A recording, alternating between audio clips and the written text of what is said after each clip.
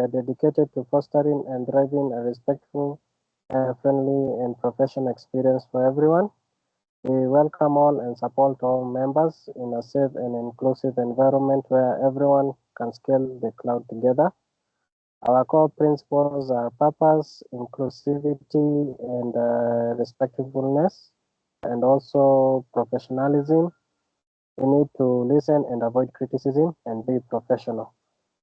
Um, for our speaker today, his name is Swapan Arora. He's a senior manager, cyber strategist, and a transformationist. He'll be taking us through compliance to cyber reliance, measuring state government security with Azure. Maybe he will give us tips on how to better the campaign against yeah. So basically, it's discover how state governments can evolve from compliance checklists to true cyber reliance using Azure-native tools to measure prevention, detection, response, and the recovery for stronger public service continuity. Welcome all, and welcome Sopan Aurora.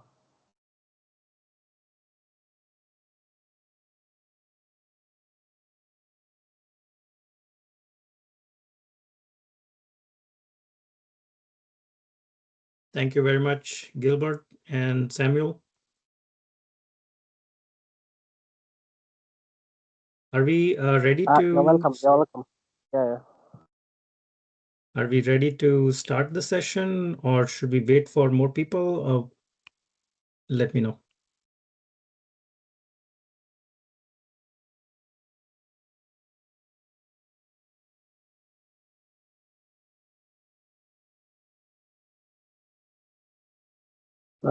Samuel? Yes, we can. The rest of us will be trickling in after a few minutes, so we'll just have to share the recording, so no worries. You can start, Arok. All right, let me start sharing my screen.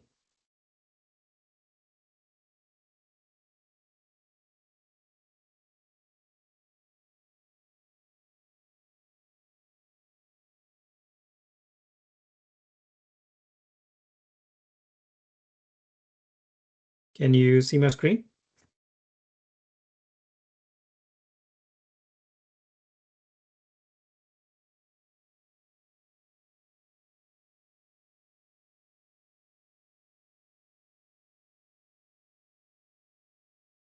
Yes, we can. Can proceed. You can see your screen. Okay, thank you. And good evening, everyone. My name is Swapan Arora, and I'm pleased to join the Azure user group Eldoret. Today, I will discuss how state government agencies can move beyond traditional compliance-based cybersecurity assessments and adopt a resilience-focused measurement approach. Many agencies successfully complete audits and demonstrate that required controls are in place. However, passing an audit does not necessarily prove that an organization can withstand a ransomware attack, respond quickly to a breach, or restore essential public services. This session focuses on how Azure capabilities can help agencies measure prevention, detection, response, and recovery performance in a practical and meaningful way. We will also look at how existing Azure capabilities, particularly Microsoft Sentinel, Defender for Cloud, Azure Monitor, and log analytics can provide the telemetry needed to measure the resilience. The goal is not to promote a single dashboard or a perfect score. The goal is to create a measurement system that helps technical teams and leaders make better decisions.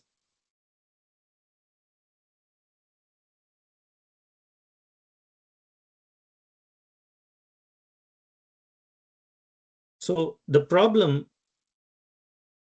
compliance isn't the same as resilience.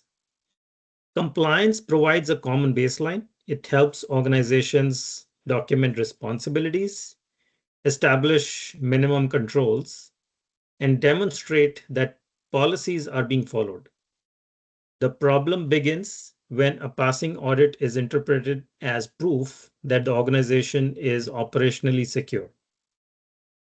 A control can exist on paper but fail in practice. An incident response plan may be approved, but team members may not know their roles. Backups may be scheduled, but restoration may never have been tested. Multi-factor authentication may be enabled for most users, while a small number of privileged or service accounts remain exposed. Logging may be turned on, but critical events may not be collected centrally or reviewed in time. Audit readiness and operational readiness, therefore, answer different questions. Audit readiness asks whether the organization can show evidence that a requirement has been addressed. Operational readiness asks whether people, process, technology can perform during a real event, often with incomplete information, limited time, and pressure from leadership and the public. The traditional metrics can also create a false sense of comfort. For example, an agency might report 95% patch compliance. That sounds strong until we learn that the unpatched 5% includes the public-facing identity server and benefits payment application. A resilience view adds context. Which assets are exposed? How critical are they? How long have they been remained vulnerable? And what service would be affected if they were compromised?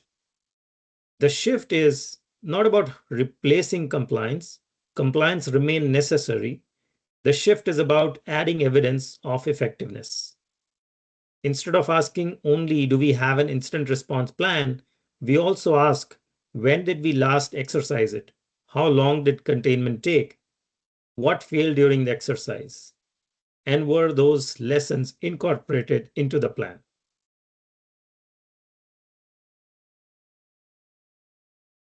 The stakes for state government and why cyber resilience matters. For state government, cybersecurity is directly connected to mission delivery. A cyber incident does not remain confined to the security operations center. It can affect citizens waiting for benefits, employees processing cases, courts accessing records, hospitals exchanging information, or emergency teams coordinating a response. The first stake is continuity of critical services. Now, many government systems have strict timing requirements. A short interruption may create backlogs, missed deadlines, delayed payments, or public safety concerns. The impact is often uneven. People with limited alternatives may be affected most severely. The second stake is public trust. Government agencies collect identity, tax, health, licensing, and financial data. Citizens generally cannot choose another provider for many of those services. A breach, therefore, creates not only a privacy problem, but also a trusted problem. People may question whether the institution can safeguard information that they are required to provide. The third stake is budget pressure. Incident response may require forensic specialists, legal counsel, emergency procurement, overtime, system rebuilding, notification, credit monitoring, and long-term modernization.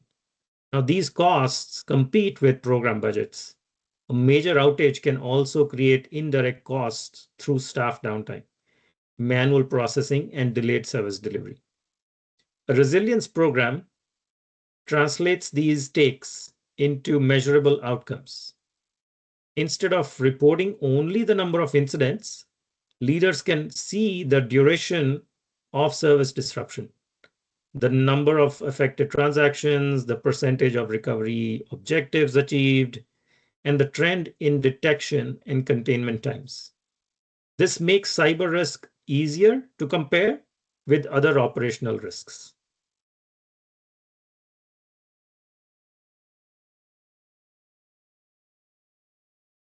Now, today's session is covered into 5 areas. First, we will examine the compliance gap and understand why traditional security metrics may not fully represent modern cyber risk. Second, I will also introduce a 4-pillar cyber resilience framework based on prevention, detection, response, and recovery. Third, we will review practical metrics that connect technical security performance with mission and operational outcomes. Fourth, we will explore Azure-native capabilities, including Microsoft Sentinel, Defender for Cloud, Azure Monitor, and log analytics. And finally, we will discuss how to translate security metrics into executive reports, risk decisions, and budget priorities.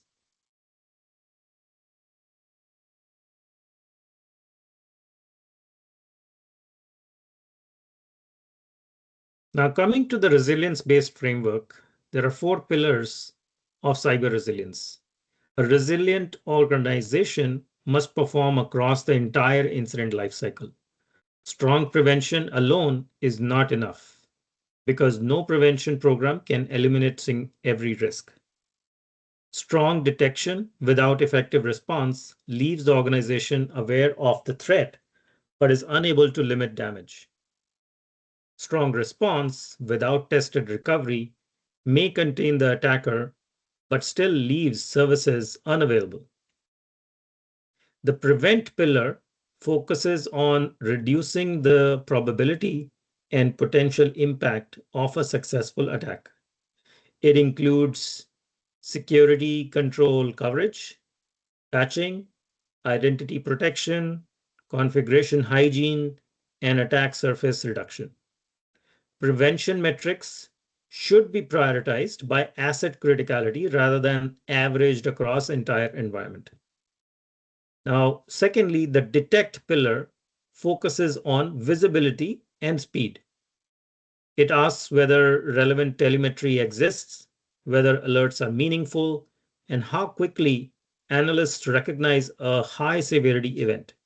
Detection is not just the number of alerts generated, it is the ability to identify the right activity before significant damage occurs. The respond pillar measures execution under pressure. It covers triage, assignment, escalation, containment, eradication, communication, and use of documented playbooks. A mature response program should produce repeatable results rather than depending on one experienced individual. The recover pillar measures the ability to restore services and learn from the event. It includes recovery time objective, recovery point objective, backup integrity, service restoration, post-incident reviews, and updates to the plans and playbooks. All these 4 pillars should be viewed as connected. A prevention gap may increase alert volume. Weak log coverage may delay detection. Now, delayed detection may increase the containment time, and longer containment may increase the recovery complexity and public impact. A resilience dashboard should help leaders understand these relationships, not present each number in isolation.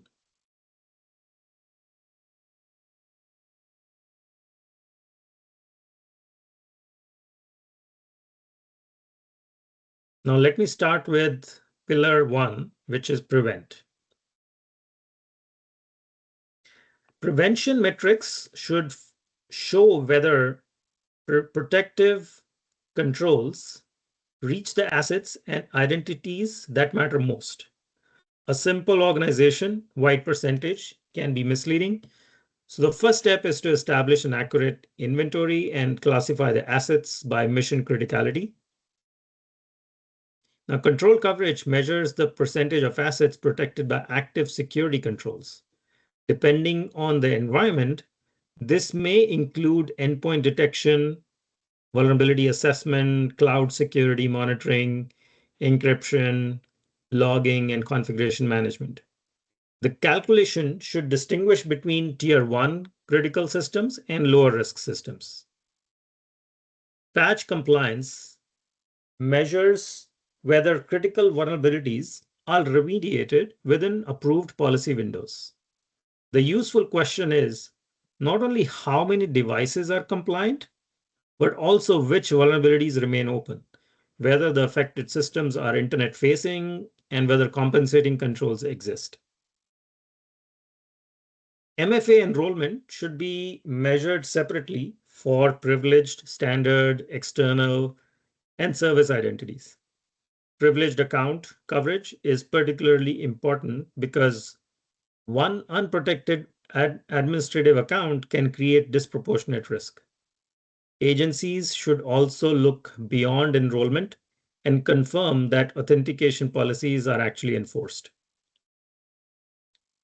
Additional prevention indicators might include the number of publicly exposed services, a percentage of resources with secure configurations, high-risk exceptions that remain open beyond their expiration dates, and the trend in attack path reduction. The slide here focuses on core metrics, but these supporting measures can help explain why overall prevention performance changes. Now in Azure, Defender for Cloud can help identify posture gap and track secure score trends. However, the score should be treated as a diagnostic input rather than an end goal. The agency still needs to map recommendations to asset criticality and mission impact.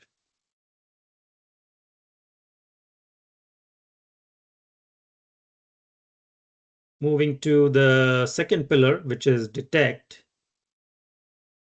Now, detection is about reducing the period in which the malicious activity remains unnoticed.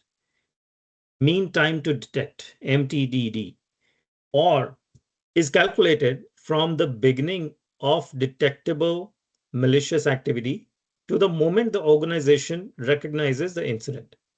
The exact starting point may be difficult to determine, so agencies should define a consistent method for calculating the metric. The slide proposes a target of less than 24 hours for high severity incidents. Now, targets should be risk-based and may vary by incident category. For certain identity or data exfiltration events, the desired detection window may be measured in minutes rather than hours. Alert fidelity measures whether alerts are useful. A SIEM, which is the Security Incident Event Management, that produces thousands of low-quality alerts, may appear active, but can overwhelm analysts. Tracking true positive rates, false positive rates, duplicate alerts, and closure reasons can identify the rules that need tuning. Log coverage is the foundation, and agency cannot detect activity that it cannot see. Coverage should include identity providers, endpoints, servers, cloud resources, critical applications, network controls, and other relevant systems. It is also important to confirm that logs are arriving consistently, retained for the required period, and parsed correctly. Now, Microsoft Sentinel can correlate events across multiple sources and use analytics rules to create incidents. The measurement opportunity is to track when the first relevant event occurred, when the incident was created, when an analyst acknowledged it, and when it was classified. Now, these timestamps reveal where delay occurs. Detection metrics should also lead to action. If MTDD is increasing, the cause may be missing telemetry, poorly tuned rules, limited staffing, or an inefficient escalation process. The number is valuable only when the organization investigates and addresses the cause.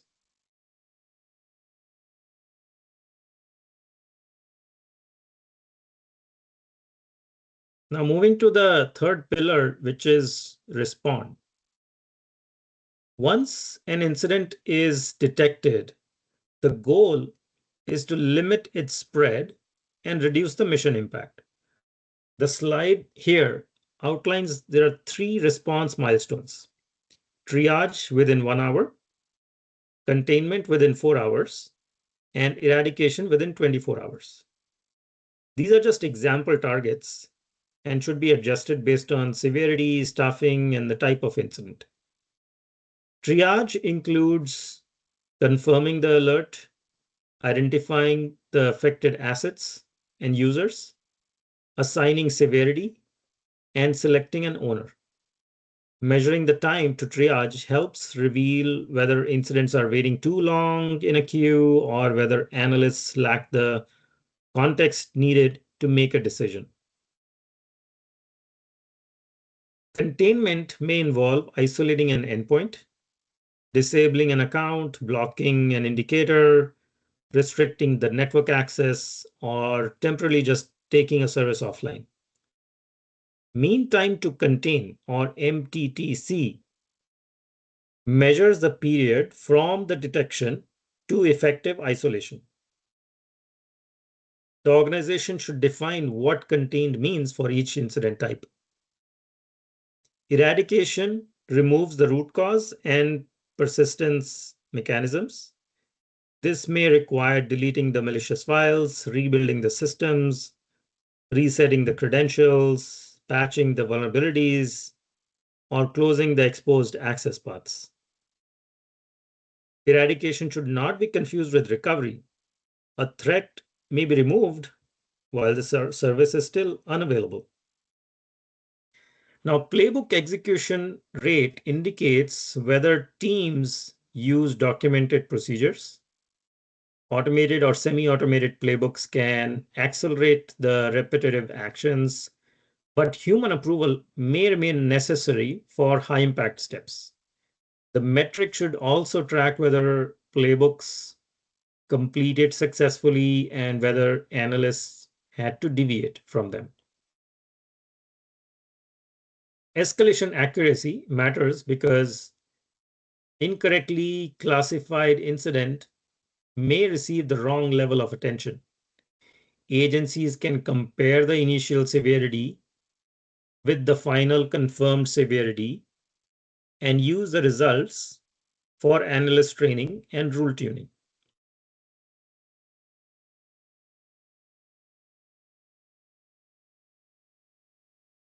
Now coming to pillar 4, which is recover. Recovery is where the technical performance becomes visible to citizens and program owners. The central question is whether the organizations restored the service within the agreed recovery time objective, or RTO, and whether the data loss remained within the recovery point objective, or RPO. What you see on the slide here, you will see 3 service tiers. Tier 1 with 4-hour recovery window, Tier 2 with 24-hour, and Tier 3 with 72-hour window. These tiers should be established with the business and program owners. Security and IT teams should not assign recovery priorities without understanding statutory deadlines, public safety needs, transaction volumes, and manual alternatives. Now, RTO achievement can be reported as the percentage of incidents or recovery tests completed within the approved window. The metric becomes more useful when segmented by system tier and failure cause. The mission impact score proposed in this deck combines the outage hours with session volume. This is a simplified leadership-ready measure. Agencies may refine it by adding transaction criticality, affected population, geographic scope, or availability of alternative channels. Backup integrity rate measures whether the backups are actually restorable. What is suggested here is immediate remediation if verified restorable backups fall below 95%. Scheduled backup success alone is insufficient. Restoration testing is the stronger evidence. RPO compliance measures whether the amount of data lost during an incident remained within the acceptable recovery point objective. Post-incident review rate and lessons learned integration ensure that recovery leads to improvement. Completing a review within 5 business days captures the information while it is fresh. Incorporating findings into the playbooks within 30 days turns the review into a control improvement rather than a documentation exercise. Tabletop exercises allow agencies to test assumptions before a real event. A good exercise records participation, decision delays, communication gaps, technical dependencies, and any unresolved actions. The metric is not simply the number of exercises conducted, it is the percentage of identified gaps that are closed.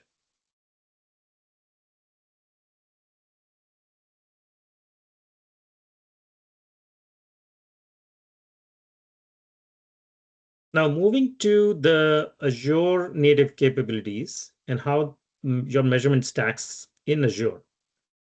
Azure native capabilities can support the measurement framework without requiring agencies to build every component from the beginning. The key is to connect the tools to define resilience questions. First one, Microsoft Sentinel. It provides the SIEM, which is security incident and event management, and security orchestration capabilities. It can centralize the security events. It can correlate the activity, create the incidents. It can track the analyst actions and also support automation through playbooks. Sentinel incident timestamps can support MTTD, acknowledgement time, triage time, and MTTC calculations. Second one, which is Defender for Cloud, it provides continuous assessment of Azure security posture. It can help identify unprotected resources, vulnerable workloads, insecure configurations, and trends in the secure score. These outputs can support prevention metrics, such as control coverage and remediation progress. The third one, which is Azure Monitor and Log Analytics, can collect and query operational telemetry. They can support service availability measurements, performance trends, backup, recovery logs, and any custom workbooks. Log analytics queries can combine data from multiple sources to calculate indicators that are not available as built-in metrics. Now, the tools should be organized around a common data model. For example, each incident record should ideally include severity, affected service, criticality tier, detection time, triage time, containment time, recovery time, and mission impact. Without consistent fields, reporting becomes manual and comparisons would become unreliable. Now, it's also important to manage access, retention, and data quality. Security metrics may contain sensitive incident information. Agencies would need role-based access, clear ownership, retention aligned to policy, and validation that data is complete before it is used for executive decisions.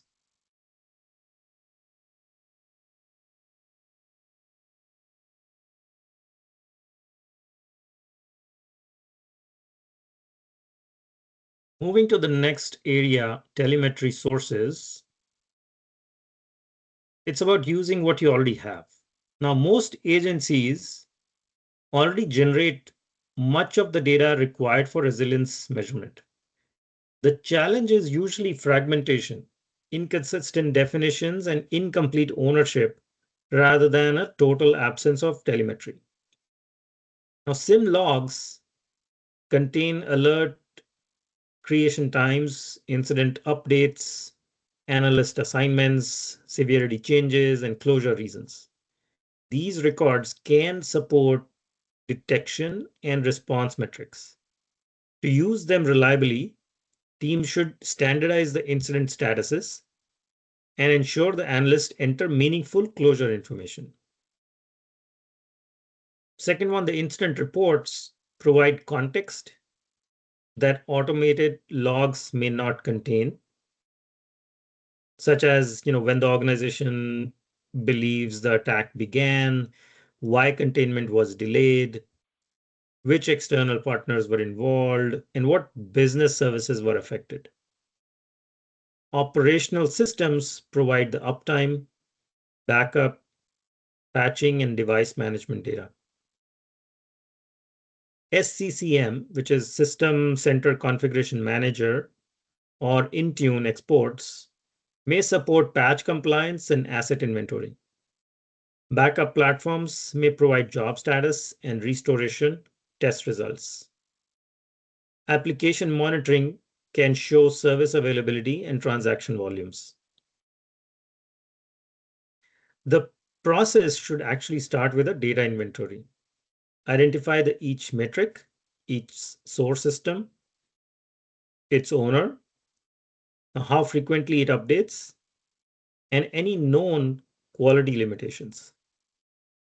Now, agencies should avoid presenting a metric as precise when its source data is incomplete. A useful approach is to begin with a small number of high-value services and metrics. Once definitions and data pipelines are reliable, then the model can expand. Trying to integrate every available log source at once can delay the value and create unnecessary complexity.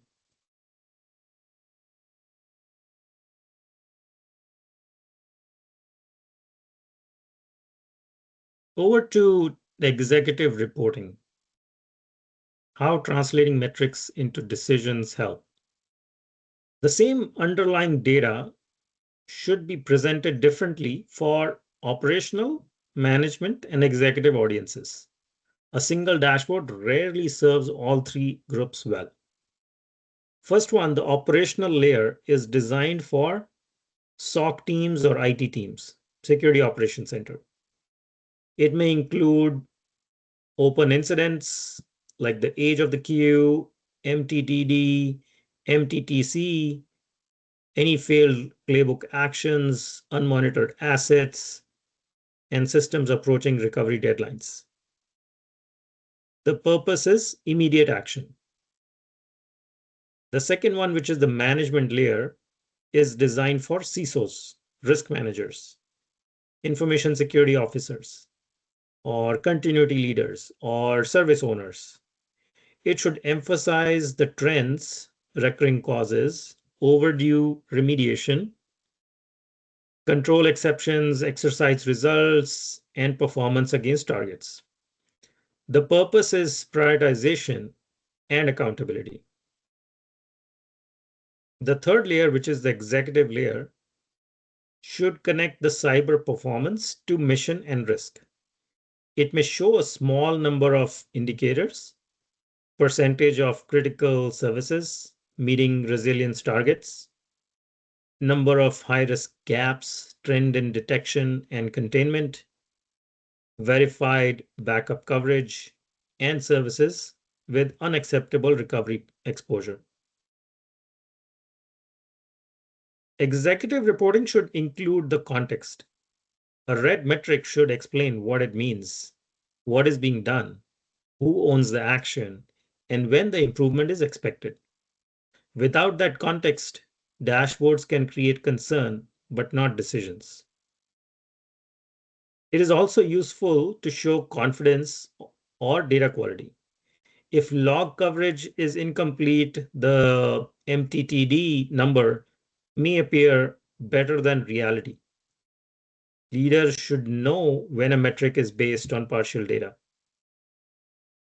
The reporting cadence in the deck, daily operational, weekly management, and monthly executive is a practical starting point. High severity events may require immediate reporting outside the normal cycle. And these are just examples that I've given here.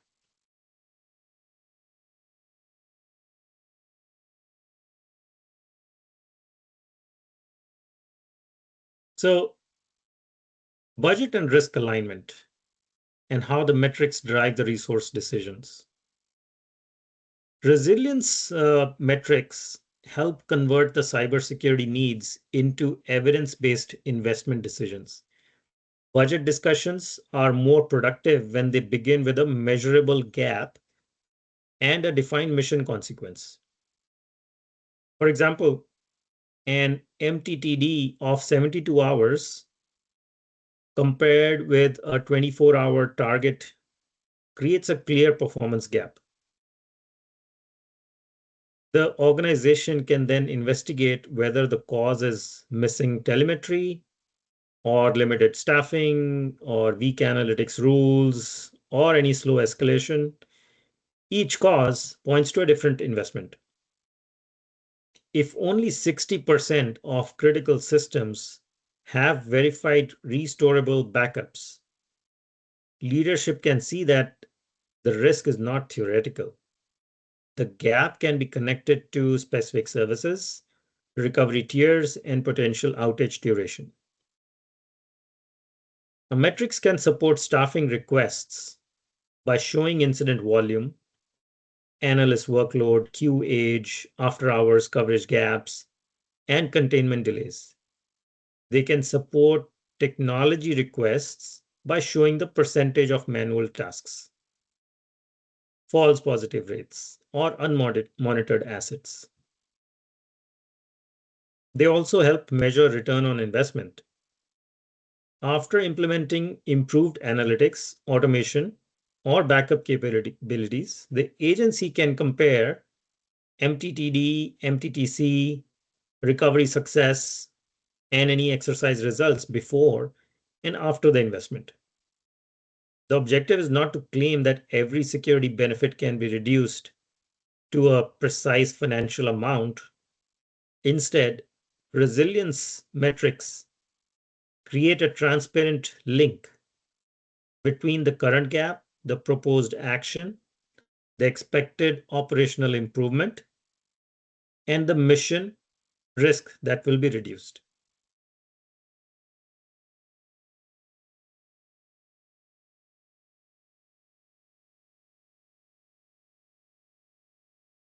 Now, the central message of this session is that compliance and resilience should work together. Compliance provides the baseline of required controls, whereas resilience measurement provides the evidence that those controls can protect the mission delivery during a real incident. The first practical step is to establish the baselines. Select a small number of critical services and calculate the current MTTD, MTTC, RTO achievement, backup integrity, and control coverage. Do not wait for the perfect the data, document the limitations, and improve the data over time. The second step is to build the visibility aligned to the 4 pillars. Configure Sentinel, Defender for Cloud, Azure Monitor, and log analytics outputs so that they answer specific resilience questions. Avoid creating dashboards that are simply repeat every available tool metric. The third step is to define the targets and owners. Each metric needs a threshold, an accountable owner, and a response when performance falls outside the target. A red indicator without an action process is only decoration. The fourth step is to report with purpose. Operational teams need details to act today. Management needs trends and accountability. Executives need mission exposure and investment choices. The same data can support all three levels when definitions are consistent. And finally, treat resilience measurement as a continuous improvement cycle. Exercise the plans, review the incidents, identify the causes of missed targets, update the playbooks, and measure again. The goal is not a perfect score. The goal is measurable improvement in the ability to continue serving the citizens.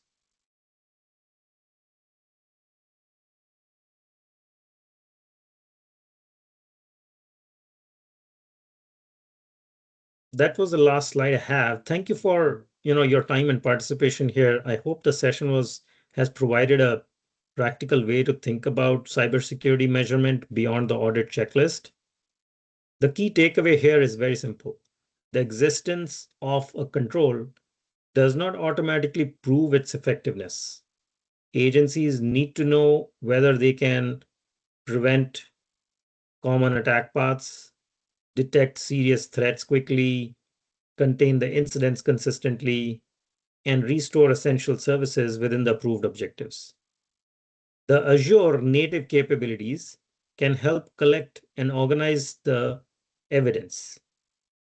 But the framework begins with mission priorities and clear definitions. The technology supports the measurement process. It does not really replace the governance exercises, ownership, and continuous improvement. I welcome any questions that anybody has.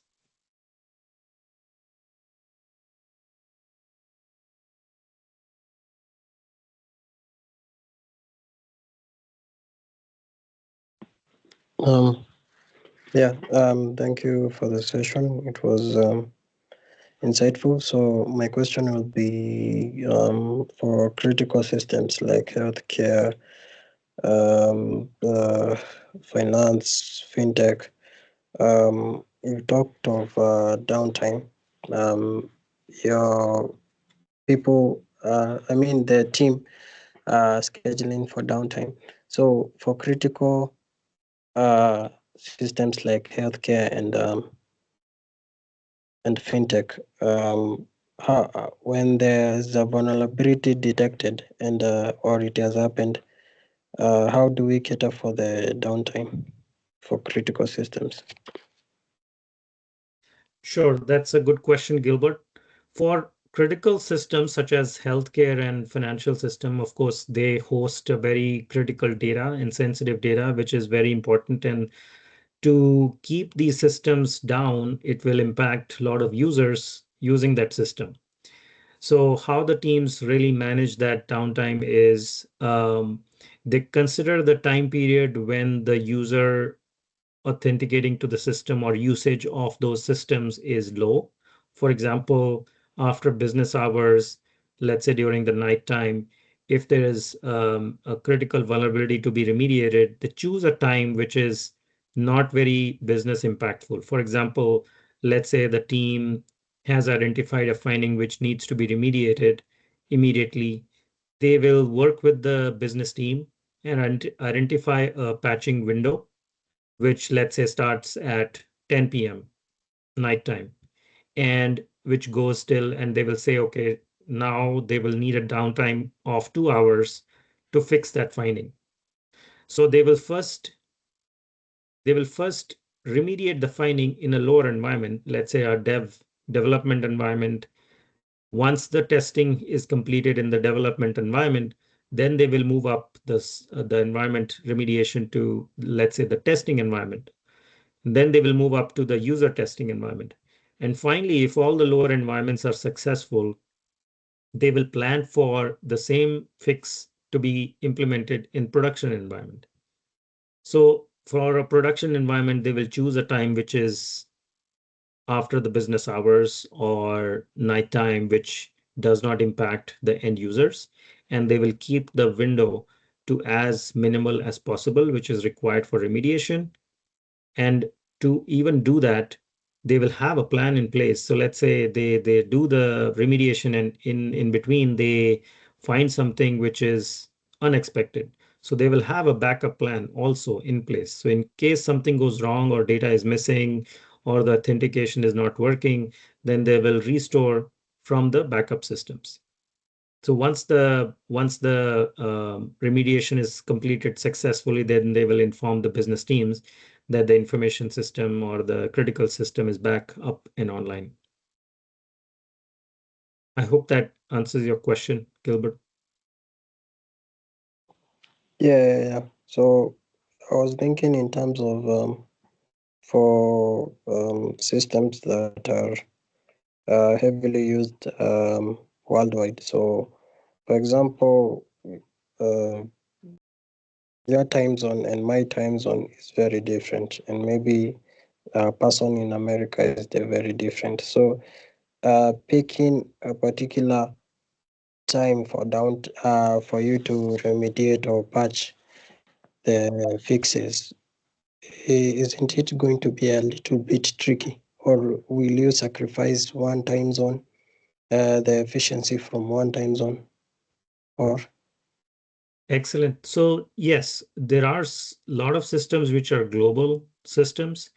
For example, if the users are in East African time and the administrator team can also be in the East African time, but also the IT teams can work outside that Eastern African time and choose a time zone, let's say Eastern time in America, to fix that finding.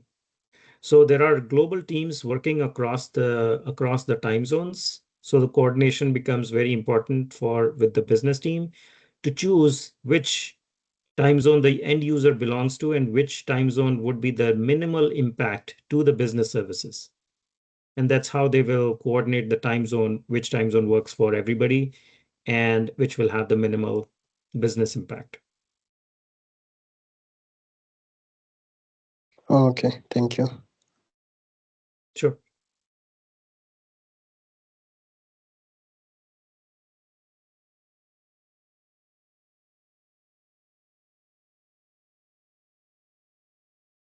Any other questions?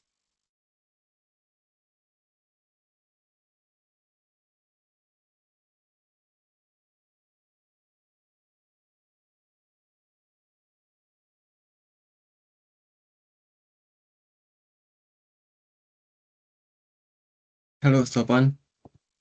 Hi, Samuel. Yes. I don't have a question on my end. Maybe you can just give your last submission, then Gilbert is going to wrap it up for us. Yes, I'm good with the last submission here. That was the last slide I had. Don't have any other.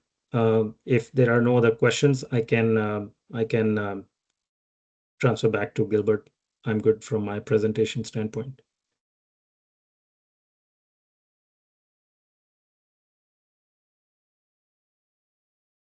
Gilbert, over to you.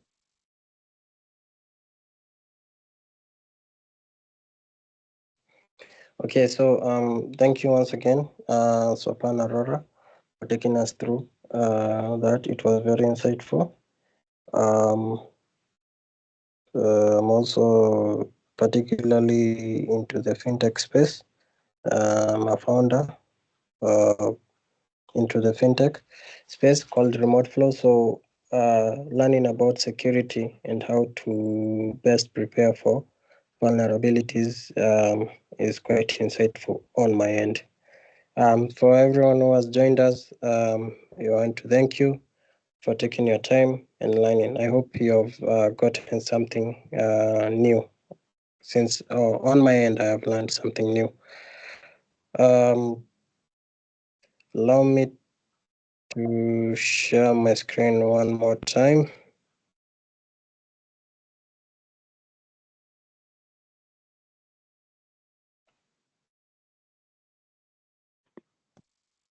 So I hope you guys can see my screen.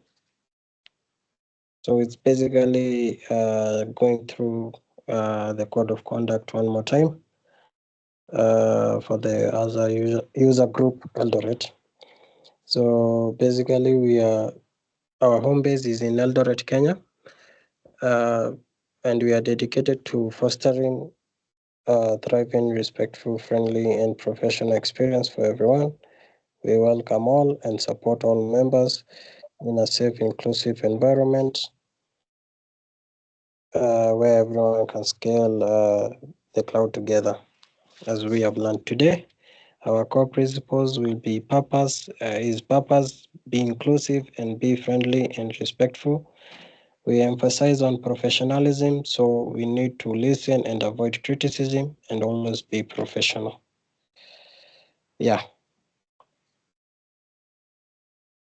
So other than that, I'll give the baton to someone to conclude the meeting. Thank you, Aurora Swapan, again. Words cannot express our gratitude. Thank you. Thank you. Thank you, everyone, and have a good night. Thank you. Good night.